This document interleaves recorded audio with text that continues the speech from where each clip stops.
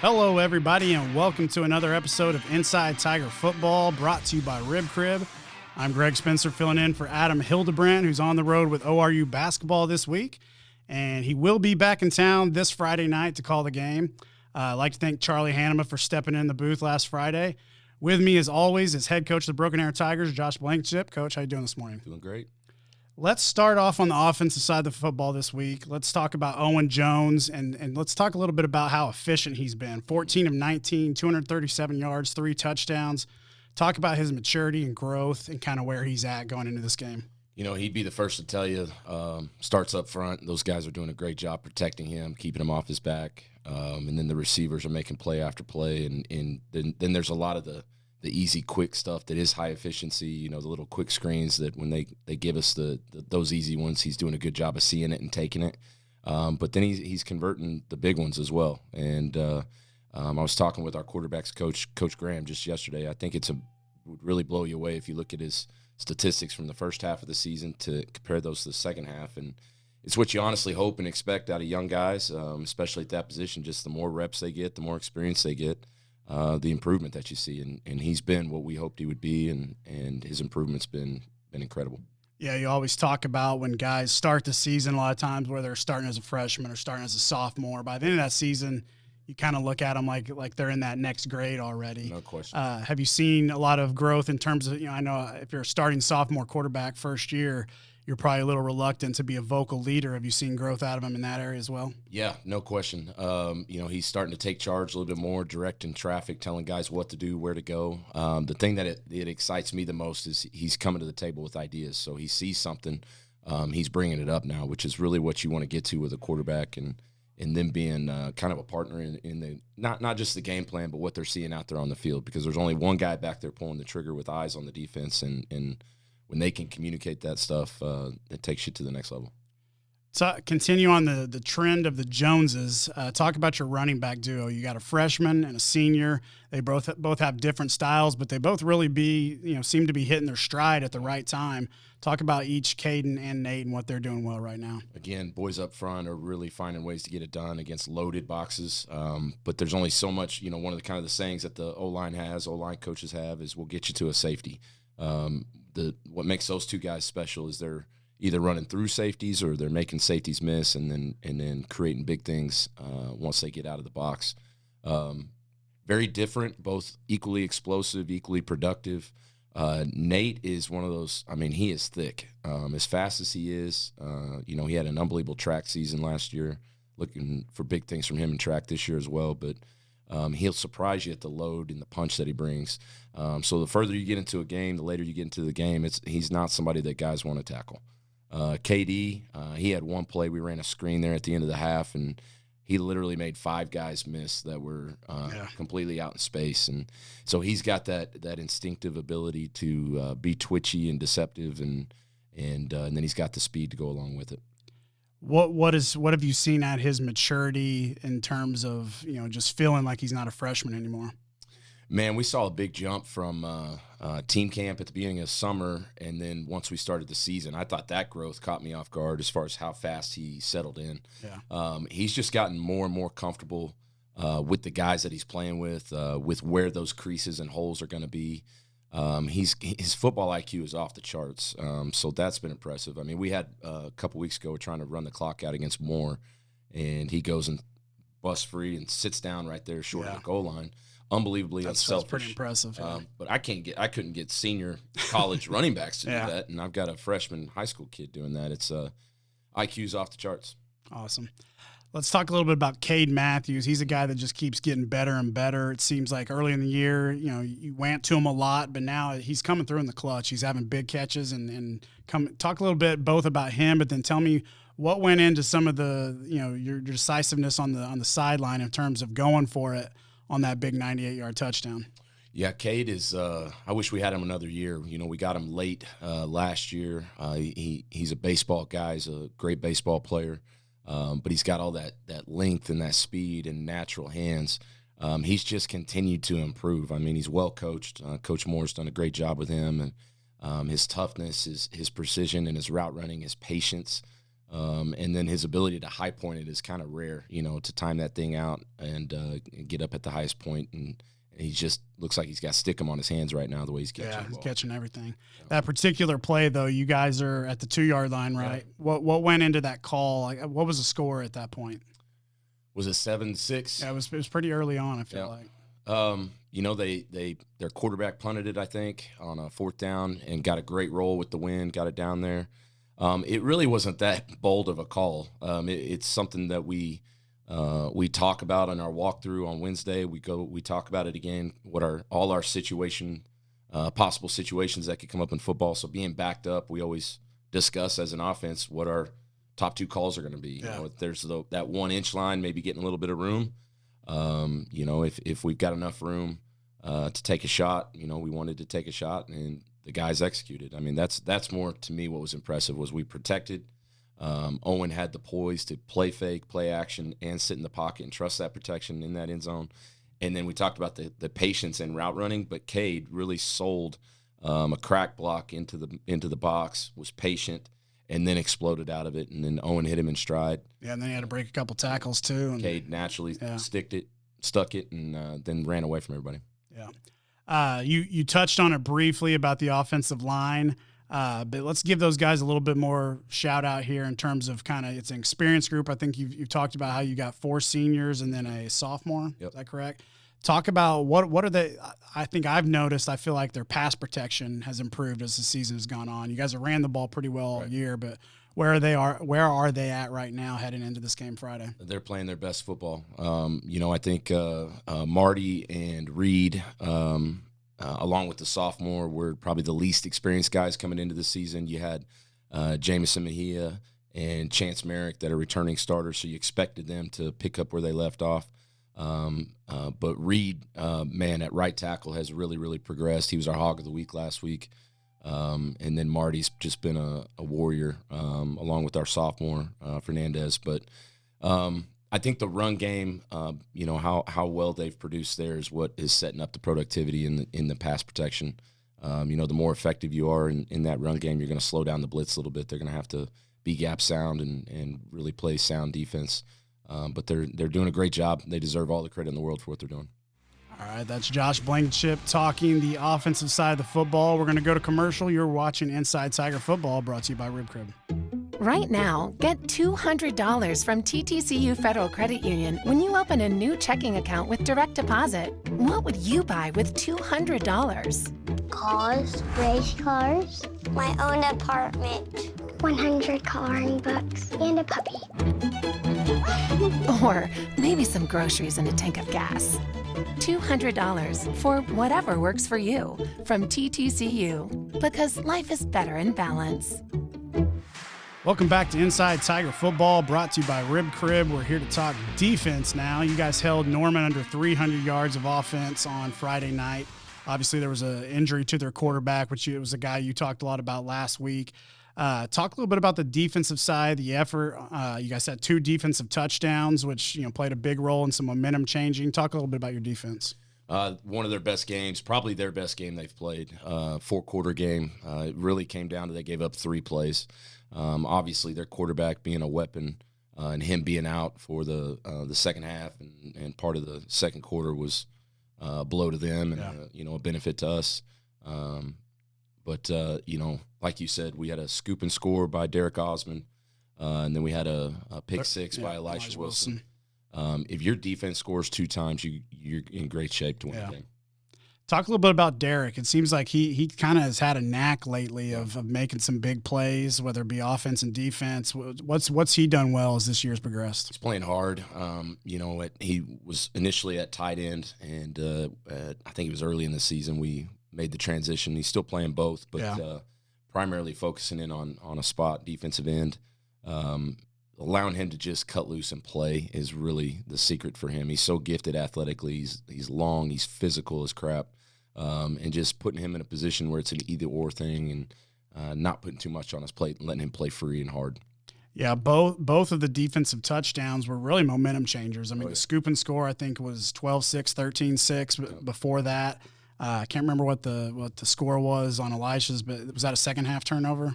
I don't remember which half, but it was you felt like it was still kind of a back and forth game, and that was a little bit of a backbreaker for him. He's a guy you've spotlighted on this show several times this year when he's missed a couple games, how much you guys miss him. Talk about what his presence means to you. Man, he kind of the physical aspect is what I think gets lost when he's not out there is the way he comes downhill so aggressively. He's got several tackles for losses, which is really pretty incredible for a safety. He reads those fast screens really well, and he beelines it in there. But then he finally got rewarded in some pass coverage there with that pick six, so was excited for him to get that. And he's a big part of that defense, and not only the plays that he's making, but the juice that he brings. Talk about who else stood out on the defense side of the ball Friday night. Anybody in particular that maybe we haven't mentioned on the show? I know we've talked a lot about how Dietrich's transition to the safety position has sparked a lot of things, but is there anybody else that you kind of want to give a shout out to? Howard Scarborough's really coming along as one of our best cover corners. He does a great job. And again, I think we've talked about him before, but his transition from being a running back last year to playing full-time corner this year has really been good. The boys up front, man, we're going to go as they go. Shane Wyatt, Briley Ferguson, Demaryius Reynolds, and then obviously Osmond doing his stuff, Condry coming off the edge.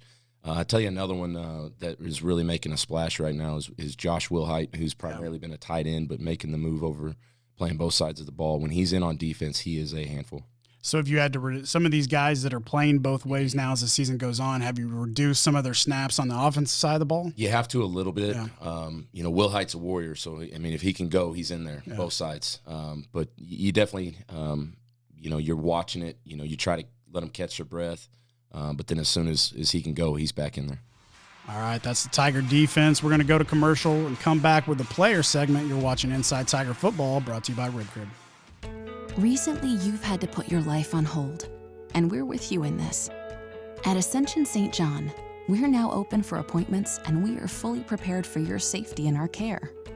As we open our doors again, our doctors, nurses, and care teams will continue to wear personal protective equipment.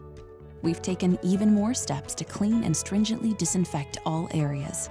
We will maintain distancing in our waiting rooms, and will continue to limit visitors. And we will still screen all staff to protect their health and yours. Our emergency rooms are here 24/7. Please do not delay care. We're still delivering babies and performing surgeries.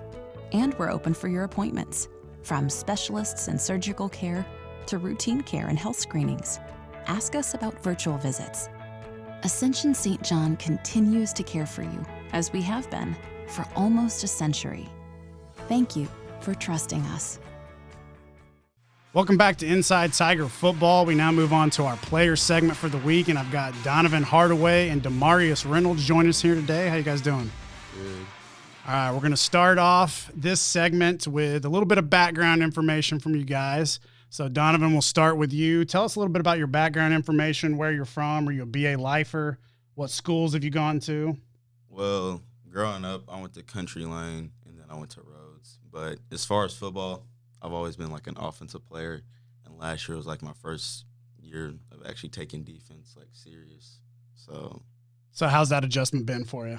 I mean, it's been really good. I've enjoyed it a lot, like being able to hit people instead of getting hit all the time. Be the aggressor instead of that. Nice.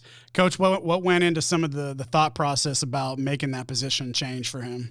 We're always looking at guys on both sides of the ball, and, he popped right away last year when we got here as a leader, and then having that kind of leadership in the secondary to go along with the skill set that he brings was critical for us. And so it was an easy move, especially once he started playing and making the plays that he does. It was easy to stick with it, too. And he wears sunglasses to a podcast, so. Yeah, so I'm feeling left out right now. I'm the only guy without the sunglasses. Talk a little bit about your game as a defensive back. What do you think you bring to the table, and how have you adjusted to that position?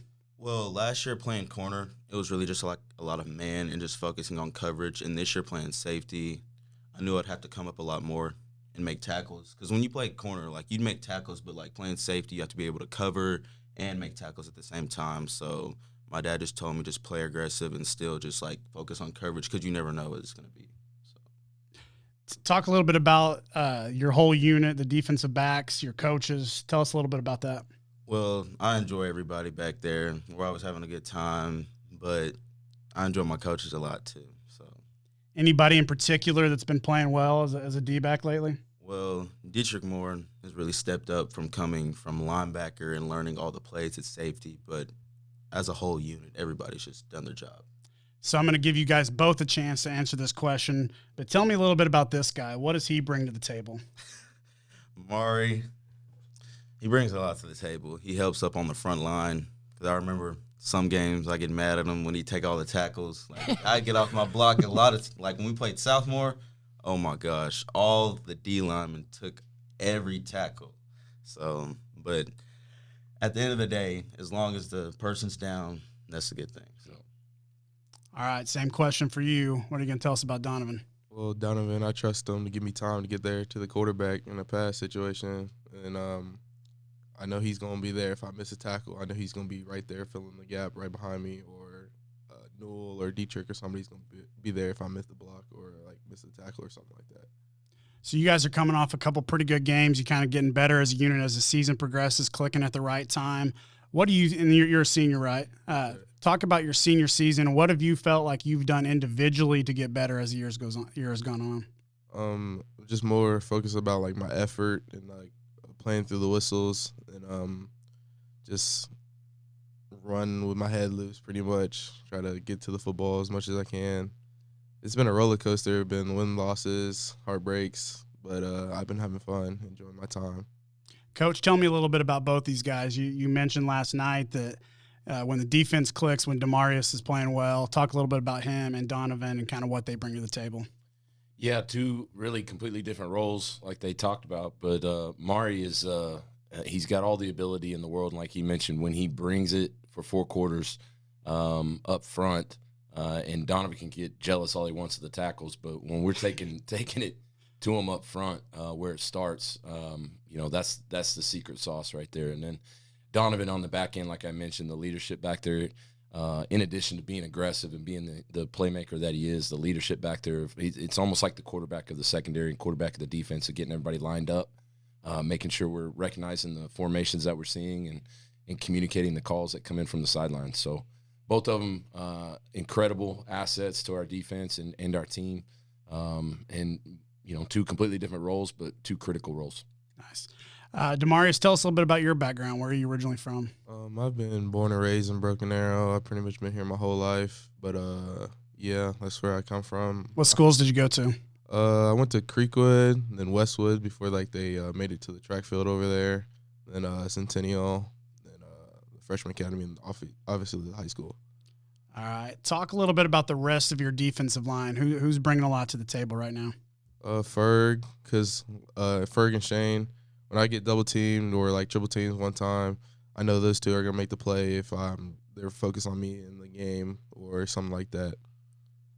Same question for both of you. What is the most challenging aspect of your position? For me, I'm probably seeing the ball because I'm not good at putting my contacts in. So a lot of the times, just finding the ball and trying to see what's going on is probably the hardest thing. For me, it's probably trying to make a play too much. So I get out of my gap and I get into somebody else's gap, and I miss the play if I would have just stayed in my gap.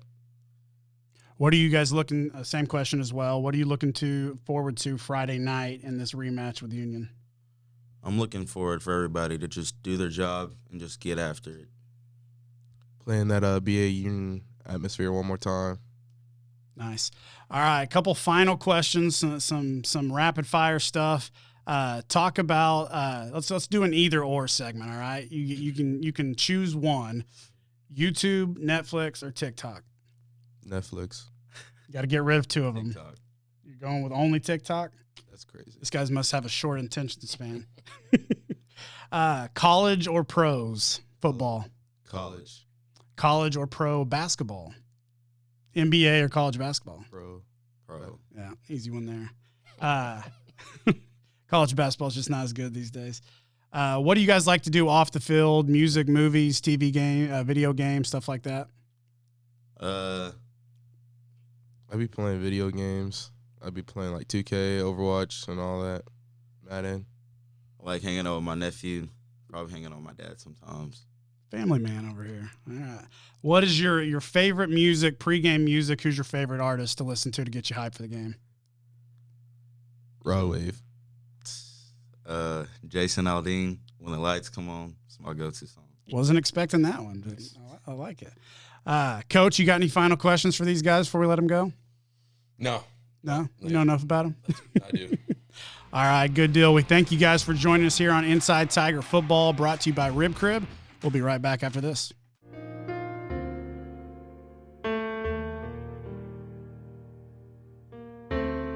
For families who like to build their wealth while staying liquid, we have flexible rate CDs to keep your funds working hard, even when you're not. First National Bank of Broken Arrow.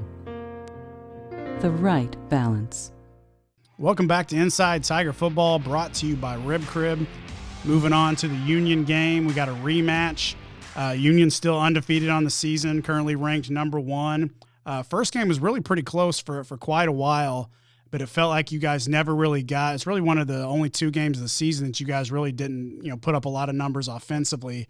What do you feel good about going into this game, adjustments, improvements wise, that gives you guys a good chance to go and give Union all you got Friday night? Well, the biggest thing is the way our guys are playing right now, and I don't just mean how scheme sound they're playing, but the energy and the fanatical effort that they're playing with right now is really been a work in progress, and we're starting to see it. Defensively, all 11 guys at once flying around, playing very physical football. I think that's the biggest difference. Secondly, as far as scheme goes, we've got a better idea of who we are, identity-wise, on both sides of the ball, special teams included. And we've really tried to tap into those things and do what we do best and find other ways to do what we do best instead of trying to experiment to see things we can do. Do you think, I know you look at, playoffs in terms of, professional sports sometimes. Sometimes when teams get those first-round byes and have a little extra time off, it can often bite them in the butt a little bit. Do you think there's a little bit in terms of you guys having momentum coming off, a game this week and then maybe having the rest versus rust argument that might help you out a little bit? Well, I don't put much stock in, what the other team's dealing with, positive or negative, bye week, non-bye week. I do know I'm glad we didn't have a bye week. Yeah. Other than the seeding, you'd like to have a great seed going in. But it was really important for us to keep playing football, and I think it's going to be a positive thing for us to keep the momentum. Watching tape, do you see anything that they're doing differently compared to when you played them early in the season? I think they're getting the ball to all their athletes. It seemed like it was kind of a two-headed monster the first game with Tempest, number 7, and then their running back, number 6. They've got athletes all over the field, so you really you see them using all those athletes probably better than they did the second game of the season. Defensively, they just look like they're in better shape. Those huge guys up front probably struggle a little bit with their conditioning early in the season, and those guys are in shape and ready to go, and they're playing really good defense. Talk about both you guys and how healthy are both teams going into this matchup? I don't know about them. We're pretty healthy. You got your typical, bum ankle, sore shoulder, but as far as season-ending injuries, we're in great shape. Concussion guys in protocol. I don't think we've got any starters that are dealing with that right now. So it's a pretty rare thing that we've got right now, which is a almost 100% healthy squad. Talk a little bit about what's it like for you to go back to Union. Obviously, you grew up there, coach's kid, played there, coached there yourself. You're a Broken Arrow Tiger now, but is it still, especially now that you got a different stadium in essence, what's that feeling like when you step on that field to coach there? I get asked that a lot, especially in the weeks that we're playing those guys. I really doesn't mean a lot to you anymore. It does not at all. Yeah. There's the familiarity, like those guys over there that are coaching there. But just like our players know those players over there. So outside of the familiarity with the people, it's a quarterfinal playoff game, and that is it. And I don't mean to minimize that. I mean that's a big deal. And my sole focus is doing everything I can to get our guys in a position to go be successful, and that's all I'm consumed with thought-wise. Awesome. All right, that's all we got for this week on Inside Tiger Football, brought to you by Rib Crib. Broken Arrow Union Friday night. We'll be bringing it live to you on AeroVision. Be sure you're following at BA Tiger Sports for ticket information and all of that. And we will see you next time.